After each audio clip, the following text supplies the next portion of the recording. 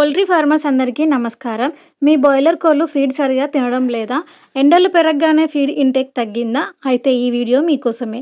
Present మీరు వీడియోలో చూస్తున్న బాయిలర్ చిక్స్ని మా పీపీఎఫ్ హ్యాచరీ నుండి 4000 వెంకా 430 బాయిలర్ చిక్స్ని కస్టమర్ తీసుకోవడం జరిగింది. ఈ సమ్మర్లో టెంపరేచర్ పెరగడం వల్ల కోళ్ళలో హీట్ స్ట్రెస్ వస్తుంది. మనలాగా కోళ్ళకు చెమట పట్టదు, కాబట్టి అవి నోరు తెరిచి శ్వాస తీసుకుంటాయి. తమ బాడీ టెంపరేచర్ని కంట్రోల్ చేసుకుంటాయి. కోళ్ళు ఫీడ్ తింటే అది అరిగేటప్పుడు బాడీలో ఎంతో కొంత వేడి ప్రొడ్యూస్ అవుతుంది. బయట ఎండకి ఆ వేడి కూడా తోడయి కోళ్ళు చనిపోయే ప్రమాదం ఉంటుంది. అందుకే తమ బాడీ హీట్ పెరగకుండా చూసుకోవడానికి కోళ్ళు న్యాచురల్గానే ఫీడ్ తినడం ఆపేస్తాయి. మరి ఫీడ్ తినకపోతే బరువు ఎలా వస్తాయి? అందుకే సమ్మర్లో మనం ఫీడ్ ఇచ్చే టైమింగ్స్ మార్చాలి. వాతావరణం చల్లగా ఉన్నప్పుడు, అంటే ఉదయం 5 గంటల నుండి 9 గంటల లోపు ఫీడ్ ఇవ్వాలి. 10 గంటల నుండి 5 గంటల వరకు ఎండ తీవ్రత ఎక్కువగా ఉంటుంది. కాబట్టి ఈ సమయంలో ఫీడర్స్ని పైకి లేపేయండి. వాటికి ఫీడ్ అసలు కనిపించకూడదు.